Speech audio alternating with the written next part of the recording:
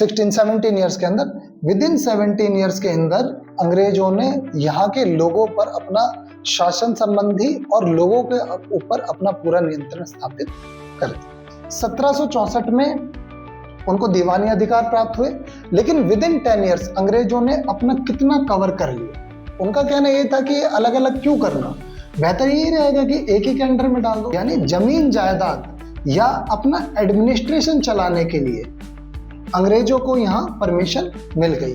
तो शाह आलम ने east India company को दीवानी अधिकार प्रदान कर दिया।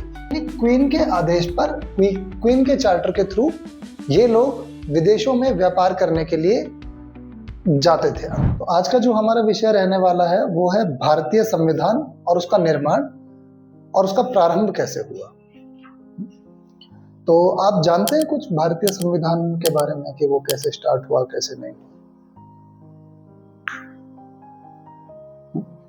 भारतीय संविधान कई देशों का संविधान को ले लेगा।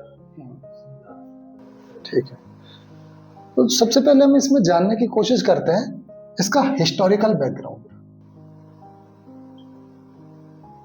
हिस्टोरिकल बैकग्राउंड, ठीक है।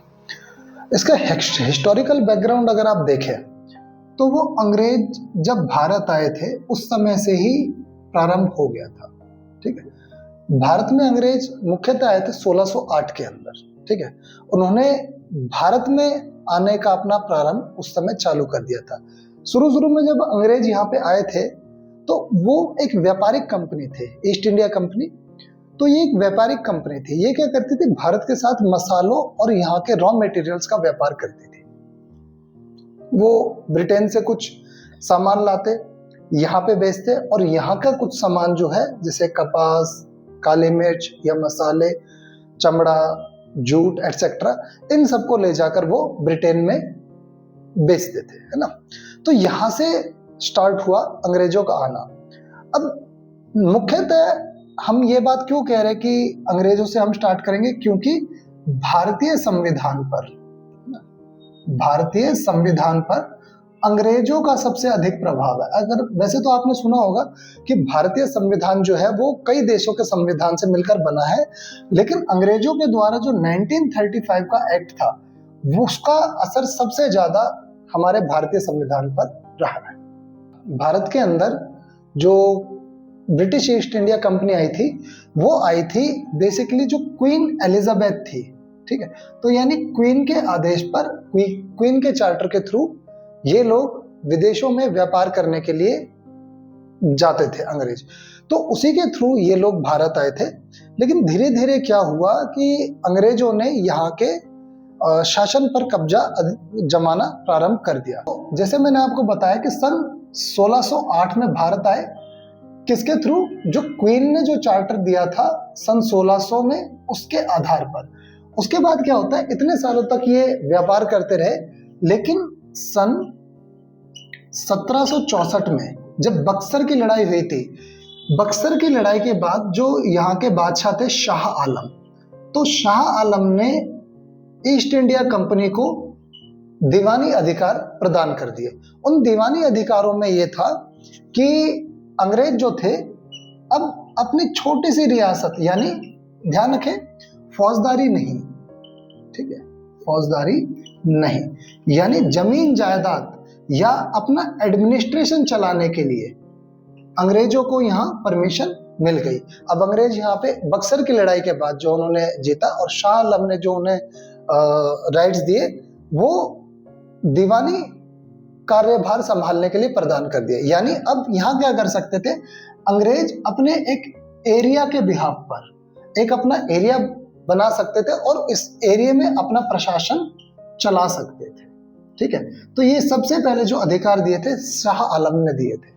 ठीक है, अब अंग्रेजों को जब प्रशासन का अधिकार मिल गया तो इन्होंने क्या काम किया, धीरे धीरे अपने आप को विस्तार करना चालू करा।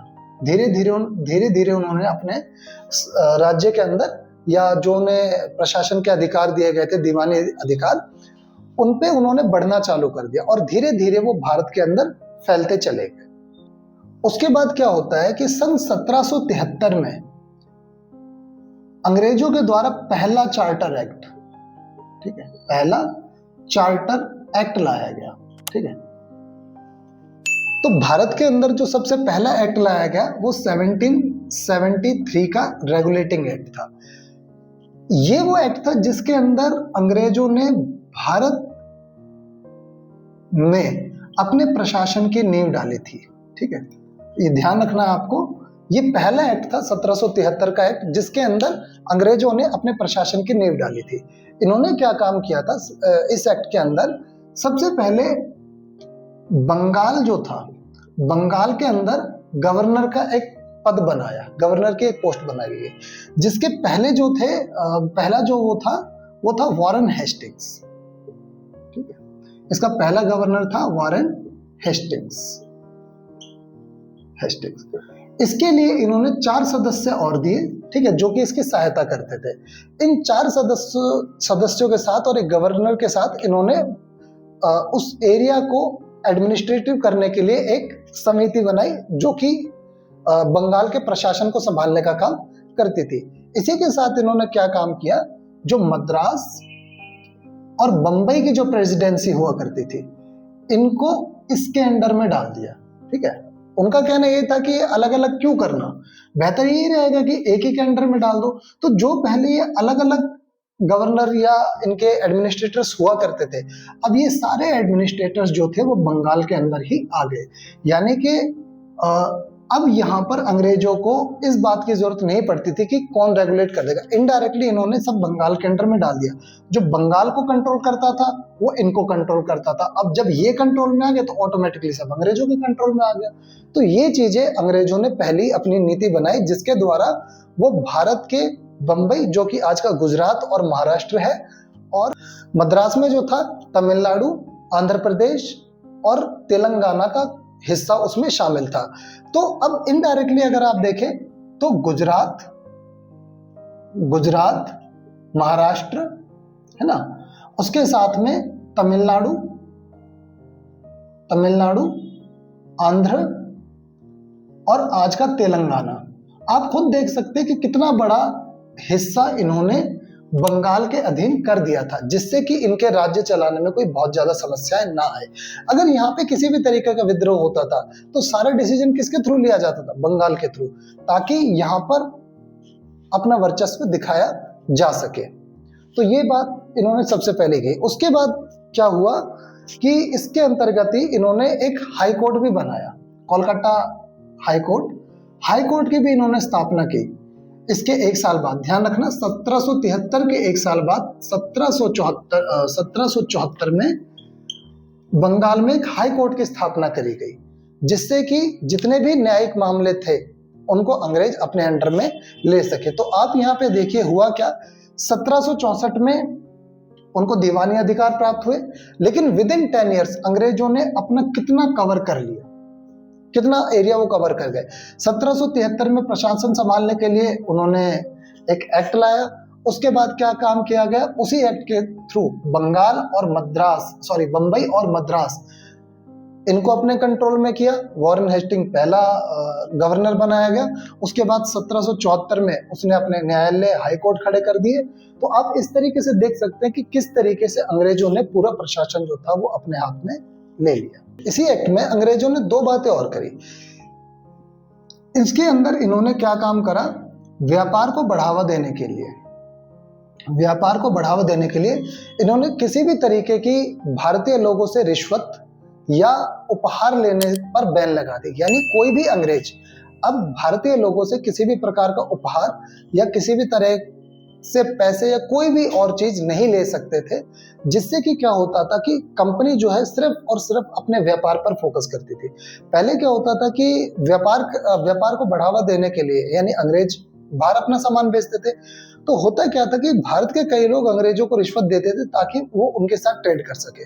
अब लेकिन ब्रिटिश सरकार ने क्या काम किया, इस एक्ट के अंतर्गत 1773 के एक्ट के अंतर्गत इन्होंने सारी चीजों पर बैन लगा दिया गया, ताकि जो सरकार है अब वो खुद निर्धारित कर सके कि अंग्रेज किससे व्यापार करेंगे किससे नहीं, ताकि अंग्रेजों को उससे ज्यादा मुनाफा है, ना कि भारतीय व्यापारी को। इसमें जो सबसे इंपॉर्टेंट काम इस अधिनियम में किया, इस अधिनियम में इन्होंने कंपनी के ऊपर अपना वर्चस्व थोड़ा स्थापित करने की कोशिश करी। ब्रिटिश सरकार ने क्या काम किया उस समय पे कि जो कंपनी हुआ करती थी उसमें बोर्ड ऑफ गवर्नर्स, ठीक है, बोर्ड ऑफ गवर्नर्स नियुक्त करने चालू कर दिए, जिन्होंने क्या काम किया, कंपनी की पूरी गवर्निंग बॉडी पर अपना अधिकार कर लिया। अब इसके थ्रू क्या होता था कि जो भी कंपनी काम करती थी अब वो जवाबदेह हो गई ब्रिटिश सरकार के लिए, यानी बोर्ड ऑफ डायरेक्टर्स के जरिए उन्होंने क्या काम किया कि कंपनी को जवाबदेह बना दिया ब्रिटिश सरकार के लिए, जिससे क्या होता है कि अब कंपनी के ऊपर भी ब्रिटिश गवर्नमेंट अपना राज चला सकती थी, यानी ब्रिटिश गवर्नमेंट के बिना अब किसी भी तरीके से ईस्ट इंडिया कंपनी जो है व्यापार नहीं कर सकती थी, उसको इनकी परमिशन जरूर लेनी पड़ती थी। तो इस एक्ट से हमें ये बात पता चलता है कि अंग्रेजों ने किस तरीके से भारत पर अपना नियंत्रण स्थापित किया। धीरे धीरे सबसे पहले क्या काम किया, शाह आलम ने दीवानी अधिकार इनको दिए। उसके बाद इन्होंने क्या काम किया कि 1773 का एक्ट लाए, जिसके अंदर इन्होंने नॉर्मली 5 बातें रखी। सबसे पहला यह था कि बंगाल का गवर्नर एक नियुक्त कर दिया गया, पहला था वॉरेन हेस्टिंग्स, उसके अलावा इसके 4 सदस्य और बनाए गए। उसके बाद इन्होंने मद्रास और बंबई का जो हिस्सा था उसको बंगाल के गवर्नर के अधीन कर दिया। उसके बाद इन्होंने 1774 में एक हाई कोर्ट की स्थापना करी। उसके बाद इन्होंने रिश्वत लेना या कंपनी के जो लोग थे उनको उपहार दिलवाना भारतीय लोगों से बंद करा दिया गया, उसको रिश्वत की श्रेणी में माना गया। और कंपनी के अंदर बोर्ड ऑफ डायरेक्टर्स नियुक्त कर दिए, जिससे कि कंपनी का जो वर्चस्व है वो अब ब्रिटिश गवर्नमेंट के अंडर में आ सके, यानी बिना ब्रिटिश गवर्नमेंट के परमिशन के कंपनी यहाँ पर कोई काम नहीं कर सकती थी। तो ये पहले नियम थे जिनके द्वारा भारत के अंदर प्रशासन की नींव पड़ी। और नॉर्मली ये जो था, ये हालांकि इसमें मेन 5 बातें थी, लेकिन इसमें बहुत सारी बातें और लिखी गई थी जो कि एक तरीके से अंग्रेजों के लिए या कंपनी के लिए कॉन्स्टिट्यूशन बन जाता था। यानी अंग्रेज किस तरीके से भारत में शासन चलाएंगे या प्रशासन चलाएंगे उसका विवरण पहली बार 1773 के अंदर रखा गया था। यानी भारत के अंदर जो सबसे पहली बार संविधान जो लागा गया था, जो नियंत्रण किया गया था, वो 1773 का एक्ट था। अब 1773 में जो रेगुलेटिंग एक्ट आया था, इस रेगुलेटिंग एक्ट के बाद 1781 के अंदर एक और रेगुलेटिंग एक्ट लाया गया, जिसके अंतर्गत अंग्रेजों ने भारत पर अपने प्रशासन को और सशक्त कर लिया। ठीक है, अब ये किस तरीके से किया गया, इसके अंदर उन्होंने 2-3 काम किए। सबसे पहला, इन्होंने जो बंगाल के जितने भी निवासी थे, बंगाल के सभी निवासियों को कोर्ट के अंडर में ला दिया गया, और जितने भी दीवानी, राजस्व और वसूली से संबंधित मामले थे सभी को उन्होंने अपने नियंत्रण में ले लिया। ठीक है, तो अगर देखा जाए तो भारत में प्रशासन की जो नींव जो डाली गई पूर्ण रूप से, जिसमें पूरे तरीके से यहाँ के लोगों पर नियंत्रण जो प्रारंभ किया गया वो इसी एक्ट के थ्रू किया गया था। यहाँ पे इन्होंने जैसे कि लोग थे तो पहले क्या था कि राजा के नियंत्रण में रहते थे, कुछ मामले राजा के पास जाते थे, और यहाँ पे इन्होंने इसी एक्ट के थ्रू हिंदू और मुस्लिम इनके लिए अलग से न्याय की व्यवस्था प्रारंभ कर दी। यानी जो पहली बार जो फूट डाली गई हिंदू और मुसलमान के बीच में, वो अंग्रेजों ने 1781 के एक्ट से ही डालना प्रारंभ की थी। इनको न्याय में और रहने जो इनके इलाके थे इनको विभाजित कर दिया गया इसके बाद, और जितना हो सकता था। अब पहले क्या था, ये दोनों अपने मामले कहाँ लेके जाते थे, राजा के पास।